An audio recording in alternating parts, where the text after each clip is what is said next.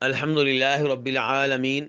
والصلاة والسلام علی سید المرسلین اما بعد۔ بہت سے بھائی ہاتھوں کی انگلیوں اور پاؤں کی انگلیوں کے ناخن کاٹنے میں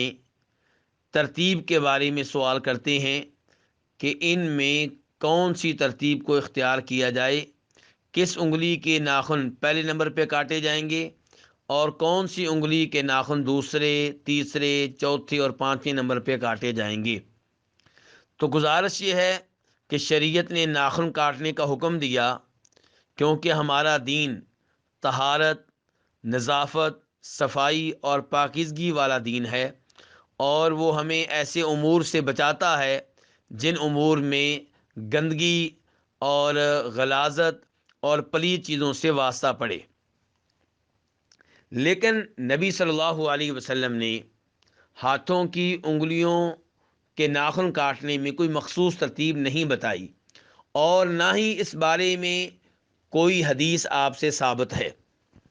اس بارے میں لوگوں میں ایسی پوسٹ گھومتی رہتی ہے، وہ ایک دوسرے کو بیچتے رہتے ہیں، جس میں یہ دعویٰ کیا گیا ہے کہ نبی علیہ الصلاۃ والسلام کی اس معاملے میں کوئی مخصوص سنت ہے، جبکہ حقیقت میں ایسا نہیں ہے اور یہ دعویٰ غلط ہے۔ امام بخاری رحمہ اللہ کی مشہور و معروف حدیث کی کتاب صحیح البخاری، اس کی شرح لکھی ہے حافظ ابن حجر عسقلانی رحمہ اللہ نے، جو بہت بڑے محدث، بہت بڑے فقیہ ہیں۔ وہ اپنی اسی کتاب فتح الباری میں لکھتے ہیں وَلَمْ يَثْبُتْ فِي تَرْتِيبِ الْأَصَابِعِ عِنْدَ الْقَصِّ شَيْءٌ مِّنَ الْأَحَادِيثِ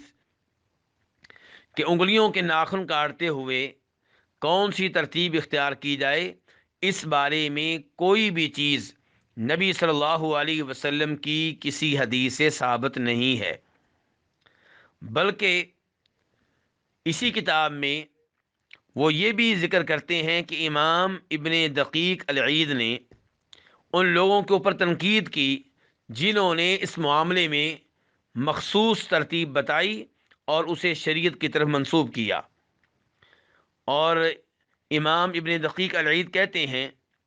کل ذلک لا اصل له واحداث استحباب لا دلیل له،